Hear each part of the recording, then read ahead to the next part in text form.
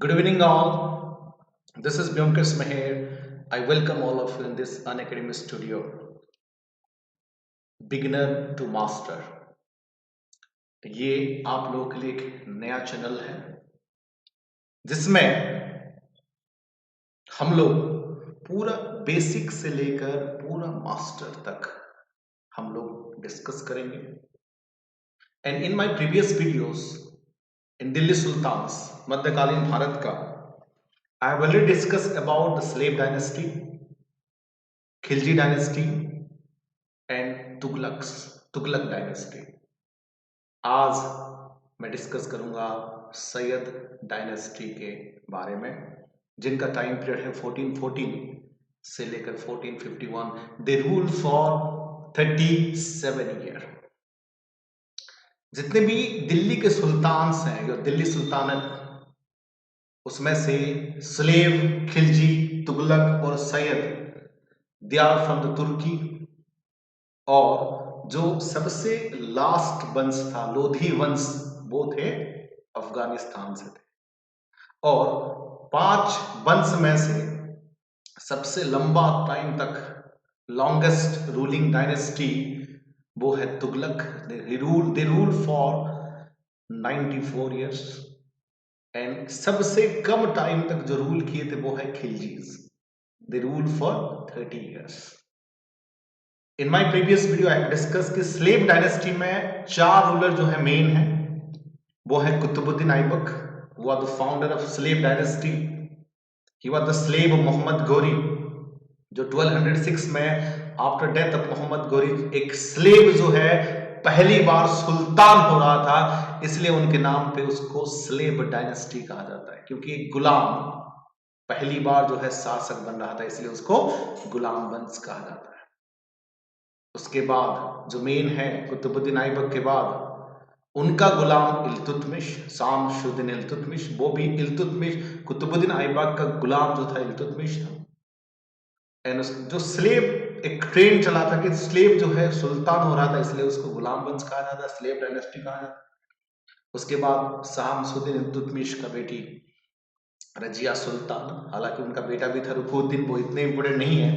Razia Sultana is important. उसके बाद गियासुद्दीन बलबन. तो ये जो 4 रूलर हैं, कुतुबुद्दीन ऐबक, शामसुद्दीन इल्तुतमिश, रजिया सुल्ताना और गियासुद्दीन बलबन, ये 4 रूलर मेन है. मैंने डिस्कस की है स्लेव डायनेस्टी में.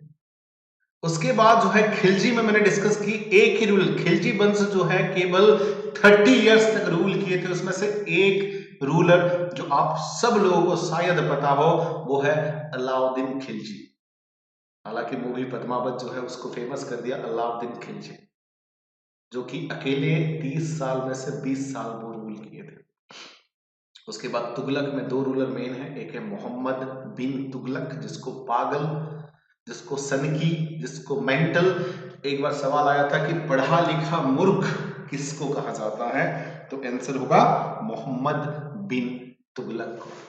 ही was known as educated fool, पागल, सनकी. और मैंने बताया है कि उसको क्यों कहा जाता है.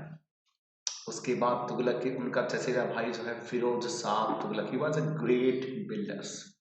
हिसार, फतेहाबाद, फतेहपुर, जौनपुर, फिरोज शाह कोटला फोर्ट, ये सब जो है फिरोज शाह तुगलक ने बनाया है. अब मैं डिस्कस करूंगा लोधी डायनेस्टी. लोधी डायनेस्टी जो है एग्जामिनेशन पॉइंट ऑफ व्यू, यहां के जो रूलर हैं आलम शाह, मोहम्मद शाह, खिजिर खान, ये सब इतने इंपॉर्टेंट रूलर नहीं है, बट जो एग्जामिनेशन से रिलेवेंट है मैं डिस्कस करूंगा. But yes, welcome to this channel. This is the new channel B2M UPSC CSC, beginner से लेकर मास्टर तक. अनअकैडमी का ऐप आप इंस्टॉल कर सकते हैं. Well, this is about me. UPS में है, pass out from Delhi school of economics. More than 3 lakh student को पढ़ा चुका हूं. एंड ये मेरा नंबर भी है. आप कॉल करने का टाइम है 1 बजे से 2 बजे के बीच में, ध्यान रखना बेटा. बाकी टाइम में शायद क्लास वगैरह होती है, तो 1 से 2 बजे के बीच में. That is only for the student. आप व्हाट्सएप कर सकते हो, टेलीग्राम ऐप है GS by ब्योमकेश में, वहां पर जुड़ सकते हैं. देखिए प्लस का मैं फायदा बता देता हूं आपको। लाइव क्लासेस मिलेंगे, डाउट क्लियरिंग क्लासेस मिलेगा, प्री रिकॉर्डिंग वीडियोस रहेगा, उसके साथ साथ unlimited access to the plus courses. ऐसा नहीं है कि आपको जो है मेरा सब्जेक्ट देखने को मिलेगा, सभी फैकल्टी का सभी सब्जेक्ट आप देख सकते हो, history, polity, geography, economics, then shortcut tricks and mock test and that is best test series मिलेगा, और कभी भी कहीं भी देख सकते हैं। Well, these are the top educator were the part of Unacademy, and ये कोर्स सब है पॉलिटी, इकोनॉमी, हिस्ट्री, ज्योग्राफी, सारे सारे कोर्स हैं आपके। वेल देखिए, ये जो कोर्स फीस थोड़ा सा मैं बता देता हूं आप लोगों को। अभी थोड़ा सा बढ़ गया है कोर्स फीस ऑफ कोर्स, ठीक है। और इन फ्यूचर में मैं बता दूं और भी थोड़ा सा ज्यादा बढ़ने वाला है, पहले ही मैं बता देता हूं। बढ़ने का पॉसिबिलिटी इन फ्यूचर और थोड़ा सा ज्यादा है। तो जिसको अभी चाहिए 1 साल का, ठीक है, 1 साल का जो है आपको पड़ेगा 44,000। बट बी एम लाइव, ये मेरा कोड है बी एम लाइव, ये कोड करते हैं तो आपको पड़ जाएगा 39,600। तो आपका कोड क्या है? बी एम लाइव, ठीक है। 10% जो है आपको डिस्काउंट मिलेंगे, 10%। उसके बाद अगर 2 साल का सब्सक्रिप्शन लेनी है तो बेटा 2 साल का बेटर होती है 64,000, और बीएम लाइव के बाद आपको पड़ जाएगा 57,000। तो 2 साल का आपको पड़ेगा 57,600 जो है 2 साल के लिए पड़ेगा, और 2 साल का सब्सक्रिप्शन बेटर रहता है। ये मेरे मैराथन सीरीज है, हिस्ट्री, पॉलिटी, ज्योग्राफी, इकोनॉमिक्स का। आप देख सकते हैं यूट्यूब में अवेलेबल है, ये सब सारे कोर्स मैंने कंप्लीट किया हुआ है, ज्योग्राफी से, हिस्ट्री से, पॉलिटी से और इकोनॉमिक्स से। इस प्रकार से सारे सीरीज हैं, आप देख सकते हैं अपने हिसाब से, ठीक है। सारी चीजें अवेलेबल हैं। अब देखो जो मैंने बात की थी, ठीक है, तो अब हम बात करेंगे सैयद के बाद। I have discussed about the slave dynasty, Khilji dynasty and Tughlaq dynasty. अभी मैं बात करूंगा सैयद के बारे में बात करूंगा। 1414 से लेकर 1451, उसके बाद कौन आए थे? लोधी। उसके बाद जो है मुगल्स। मुगल्स को भी 2 भाग में डिवाइड किया गया है, एक है अर्ली मुगल्स, एक है लेटर मुगल्स। अर्ली मुगल्स और लेटर बताऊंगा मैं आने वाले क्लासेस में। तो सैयद डायनेस्टी की जो शुरुआत किए थे, जो फाउंडर हैं, उनका नाम है खिज़र खान। 1414 से लेकर 1421 तक उन्होंने रूल किए थे खिज़र खान।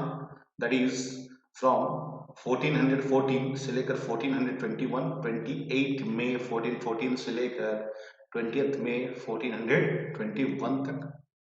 और he was the founder of Syed dynasty. और उससे पहले जो है, मैंने आप लोगों को बताया था, उससे पहले जो वंश जो था तुगलक वंश था। तुगलक वंश में लास्ट क्लास में आई हैव डिस्कस्ड तुगलक वंश के बारे में इन द लास्ट क्लास, देख सकते हो, ठीक है। तो तुगलक वंश के जो लास्ट रूलर जो थे उसका नाम है मोहम्मद शाह तुगलक। और तैमूर लैंड ने इन्वेड किया था भारत को 1398 एंड 99 में, स्पेशली 38 में। उस टाइम पे खिज़र खान जो है तैमूर लैंड को मदद किए थे, और तैमूर लैंड के इन्वेंशन के बाद जो लास्ट रूलर है तुगलक डायनेस्टी, उसको मार दिया गया था।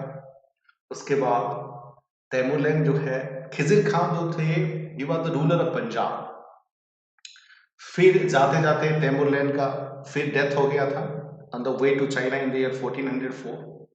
उसके बाद जो है खिज़र खान वो खुद पंजाब को कैप्चर करके अपने आप को एक नया सुल्तान के हिसाब से घोषित कर दिया, और यहां से शुरुआत होती है Sayyid dynasty. He proclaimed himself as a new sultan of Delhi, Delhi की new sultan. And this was 1414 was the end of Tughlaq, Tughlaq वंश का पतन, and beginning of new dynasty, that is the Sayyid dynasty. तो यहां से जो है सैयद डायनेस्टी की शुरुआत हो गई थी।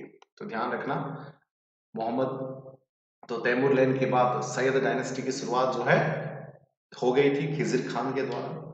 एंड खिजिर खान जो थे पंजाब के रूलर थे, और जैसे ही तैमूर लैंड चले गए थे वो दिल्ली के ऊपर कब्जा करके उसको जो है अपना अंपायर शुरू कर दिया था। तो जब तैमूर लैंड ने इन्वेड किया था भारत को, उस टाइम पे खिजिर खान ने तैमूर लैंड को मदद की थी। And Khizr Khan was the governor of the Multan under the Firoz Shah Tughlaq. Firoz Shah Tughlaq के टाइम पे गवर्नर ऑफ मुल्तान थे, उसके बाद पंजाब के भी थे। और Taimur appointed the governor of Multan and Lahore. Taimur जो है उसको governor of Multan and Lahore के हिसाब से कैप्चर किया था। उसके बाद तैमूर लैंड जाने के बाद 1414 में दिल्ली को कैप्चर करके एक नया वंश की शुरुआत कर दी थी, जिससे जो है सैयद वंश की शुरुआत हो गई थी। देखिए एक चीज मैं बता दूं, examination point of view Syed वंश जो है इतने ज्यादा इंपॉर्टेंट नहीं है। यहाँ पे एक भी रूलर ऐसे नहीं थे जो कि हिस्टोरिकल मॉन्यूमेंट्स बनाए हों बड़े लेवल पे। बड़े लेवल पे लड़ाई नहीं हुई है, बड़े लेवल पे अचीवमेंट नहीं हुई है। जो चार रूलर थे, चार के चार जो है वीक थे, इतने कमजोर रूलर थे। बट कभी कभार छोटे मोटे क्वेश्चन यहां से पुटअप हो सकता है। उसके बाद आते हैं मुबारक शाह, जिनका टाइम पीरियड है 1421 से लेकर 1434 तक है। He claimed to be the descendant of the prophet. ठीक है, the 7 year of his reign when spent in suppressing the revolt in various parts of India. जब मुबारक शाह बने थे, उनके खिलाफ कई सारे रिवोल्ट हुए थे और उसको जो है दबाने में उनका टाइम लग गया। और वो 1421 में शासक बने थे और उनका एंड हुआ था 1434 में। देखो वो ग्रेट विजनरी लीडर थे, he was a great man of great vision. But जो प्रजा थे उनके विरोध में काम करते थे, प्रजा जो है उनको सपोर्ट नहीं करते थे। और उन्होंने जो है एक सिटी बनवाया था जिसका नाम है मुबारकाबाद, जो कि यमुना रिवर के साइड में। बाद में उनका जो है डेथ हो जाती है, आप देख सकते हो यहाँ पर। He was a man of great vision, but nobles were against him and kept revolting. Nobel जो है उनके खिलाफ हो रहे थे। और मुबारक शाह ने एक शहर बनाया था on the river bank of Yamuna, उस शहर का नाम है मुबारकाबाद। ठीक है, मुबारक शाह तो मुबारकाबाद याद रहेगा, Mubarak Shah Mubarakabad. And he was assassinated in a plot, उनको जो है मार दिया गया। उसके बाद आते हैं उनके बाद मोहम्मद शाह। मोहम्मद शाह इतने ज्यादा कैपेबल रूलर नहीं थे, सक्सेसफुल रूलर नहीं थे, उनको एक वीक रूलर में से काउंट किया जाता है। ना ही एडमिनिस्ट्रेशन अच्छा था, ना ही बड़े एरिया पे कैप्चर किए थे, ना ही बड़े लेवल पे मैनेजमेंट थी, ना ही उनके एडमिनिस्ट्रेशन अच्छा था, ना आर्मी अच्छा था। मतलब केवल 40 माइल्स तक, अब जैसे कि चंद्रगुप्त मौर्य, अशोका, अलाउद्दीन खिलजी, तुगलक, ये सब क्या है पूरे नॉर्थ इंडिया के साथ साथ साउथ इंडिया के कई सारे एरिया पे कैप्चर किए थे। बट मोहम्मद शाह जो है केवल अपने सराउंडिंग का 40 माइल्स केवल कैप्चर किए थे। हालांकि मतलब शासक के हिसाब से देखा जाए वो एक कमजोर शासक के हिसाब से गिने जाते हैं। तो Khizr Khan was succeeded by his nephew Mohammad Shah, and Mohammad Shah is a very weak ruler, इतने कमजोर रूलर थे। And the real authority of sultan extended only 40 miles around Delhi. Delhi मतलब आज दिल्ली जो है अराउंड 95 किलोमीटर से है, तो ये 40 माइल्स ही केवल 1 mile is equal to 1.6 kilometre, केवल 40 माइल्स मतलब 60 किलोमीटर के आसपास समवेयर अराउंड थे। And during his reign disorder mismanagement prevail. तो ऑब्वियसली बात है, कमजोर रूलर है तो मिसमैनेजमेंट होगा, प्रशासन ठीक से नहीं चल रहे थे, सरकार मतलब राजा को इतना लोग ये नहीं कर रहे थे। Later during the reign of Mohammad Shah, Bahlol Lodhi tried to capture Delhi but he failed। But उसके टाइम पे अगला जो वंश आएगा लोधी वंश, बहालोल लोधी हुआ the founder of Lodhi dynasty, उन्होंने कैप्चर करने की कोशिश की थी बट उस टाइम पे फेल हो गए थे।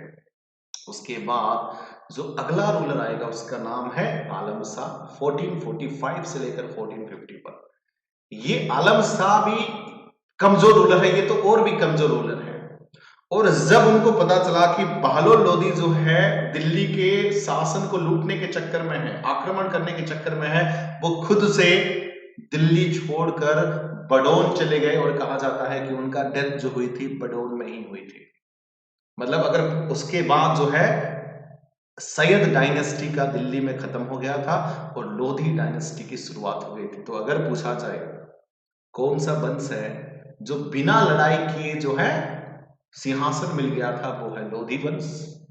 अगर पूछा जाए कौन सा ऐसा वंश है बिना लड़ाई किए जो है अब उसका पतन हो गया था, वो जो है सैयद वंश। तो बिना लड़ाई किए बहलोल लोधी को कुछ एफर्ट करना ही नहीं पड़ा था। जब आलम शाह को पता चला कि बहलोल लोधी कैप्चर करने वाला है, वो खुद से दिल्ली को छोड़ के अपने जान बचाने के चक्कर में बडौन चला गया था और वहां पर मरने तक रहने लगा। उसके बाद सैयद वंश की पतन हो गई थी और जो है शुरुआत हो गई थी लोधी डायनेस्टी। तो Alam Shah was a pleasure loving, incompetent and weak ruler. थोड़ा सा अयासी किस्म के थे, भोग विलास पे ज्यादा बिलीव करते थे, एडमिनिस्ट्रेशन पे कम ध्यान था। जिस तरह से जहांगीर थे, जहांगीर भी कुछ ऐसे ही थे। जहांगीर तो उनके वाइफ जो मेहरुन्निसा थी, जिसको पदुसा बेगम का टाइटल मिला था, वो सब कुछ संभालती थे। तो आलम शाह का भी सही हाल था। He used to reside at Badaun. According to some historian, he transferred his capital to Delhi to Badon. उन्होंने दिल्ली अपना राजधानी जो है दिल्ली और से बडौन से दिल्ली से बडौन कर लिया on the account of the fear of Bahlol Lodhi, the governor of Lahore and Sirhind. Bahlol Lodhi जो थे governor of Lahore and Sirhind के थे, उसके डर में जो है वो खुद से बडौन चले गए थे एंड इसी का मौका का फायदा उठाते हुए दिल्ली के ऊपर शासन कर लिए थे बहलोल लोधी। तो taking advantage of this absence of Delhi from Delhi, Bahlol Lodhi occupied Delhi in the year 1451। तो कौन सा साल में? 1451 में, ठीक है। And Alam Shah continue to live at Badaun till his death in 1748। हालांकि 17 सॉरी तो ये 1748 नहीं है, ये थोड़ा सा रॉन्ग डाटा है, ठीक है। तो बडौन में रहने लगे थे, ठीक है, बडौन में रहने लगे। 1478 है, सॉरी 1478 है, ये 17 प्रिंटिंग मिस्टेक है। दिस इज 1478 तक उनका डेथ हो गया था। तो अब जो है बहलोल लोधी 1451 में, बहलोल लोधी जो है 1451 में वो जो है मतलब दिल्ली के सिंहासन को कैप्चर किए थे और उसके बाद जो है सैयद वंश का पतन हो गया था और शुरू हो गया था लोधी वंश, ठीक है। और भी रीजन थे कोलैप्स होने का, जैसे कि there are lot of trouble in Doab region. Doab मतलब जो गंगा यमुना का जो रीजन है सबसे फर्टाइल रीजन है। फर्टाइल होने का रीजन भी तो ये है कि सबसे ज्यादा रिवर वहां पर पाए जाते हैं, गंगा यमुना गोमती घाघरा गंडक कोसी चंबल बेतवा सोन। उसके ऊपर में थोड़ा सा जाएंगे तो इंडस झेलम चेनाब रवि सतलुज ब्यास, तो ये सब रिवर। तो गंगा यमुना का जो रिवर है उसको दोआब रीजन कहा जाता है, प्लेन रीजन है, सबसे ज्यादा एग्रीकल्चर होती है, वहां पर ट्रबल होने लगा। द जमींदार यहाँ पर देखो, जमींदार ऑफ इटावा, इटावा है यूपी में, Katehar Kannauj and Badaun did not hesitate to challenge the authority of the central government and also did not care to pay the tribute. तो अलग अलग जो है जमींदार, देखो पहले क्या होता था, जमींदार होने लगते थे। जमींदार का काम क्या था कि प्रजा से टैक्स वसूल करके वो राजा को देते थे और उसके बदले में राजा जो है प्रोटेक्शन देता था। अब जमींदार अब कनौज जो कि यूपी में है, इटावा जो कि यूपी में है, बडौन कतेहार, ये सब जो है सेंट्रल अथॉरिटी जो दिल्ली के शासक को नहीं मानने लगे, तो वो अपने मनमानी करने लगे, कोई भी टैक्सेस वो नहीं देते थे, अलग हो गए कंप्लीटली। पहले क्या था, वीक रूलर होने की वजह से ये लोग टैक्स देने नहीं लगे, ये लोग अलग हो गए। उसके बाद जो है जौनपुर, गुजरात, मलवा had become the independent of Delhi and were fighting among themselves। तो अलग और भी जैसे कि और भी एडमिनिस्ट्रेशन था, जैसे कि जौनपुर है, गुजरात है, मलवा है, ये सब इंडिपेंडेंट हो गए और आपस में लड़ने लगे, ये भी दिल्ली के अंडर नहीं थे। उसके साथ साथ Mewatis did not care for the central authority and withdraw their tribute, उसके साथ साथ मेवातीज भी अलग हो गए। उसके बाद ट्रक बुचार्स and Sirhind formed the conspiracy to establish their influence, and the Muslim governor in the various provinces fought against one another and did not care to the central authority। तो ये जितने भी थे, चाहे इटावा हो, चाहे कतेहार हो, चाहे कन्नौज हो, चाहे बडौन हो, चाहे गुजरात हो, चाहे मलवा हो, चाहे सिरहिंद हो, ये सब जो है आपस में लड़ने लगे और कोई सेंट्रल अथॉरिटी को रूल मतलब वो मानने नहीं लगे थे, अपने हिसाब से पावरफुल होने लगे। और यही भी एक रीजन था कि जो है सैयद वंश का पतन होने का। क्लियर है? तो अब मैंने डिस्कस किया है प्रीवियस वीडियोस में स्लेव डायनेस्टी, उसके बाद खिलजी भी डिस्कस की है, उसके बाद तुगलक, आज मैंने डिस्कस की है सैयद। हालांकि सैयद इतने ज्यादा इंपॉर्टेंट नहीं है, अगले क्लास में मैं डिस्कस करूंगा लोधी के बारे में। I will discuss about the Lodhi dynasty. Bahadur Lodhi was the founder of Lodhi dynasty. ठीक है, तो आज के लिए इतना ही। Thank you, have a nice day, take care.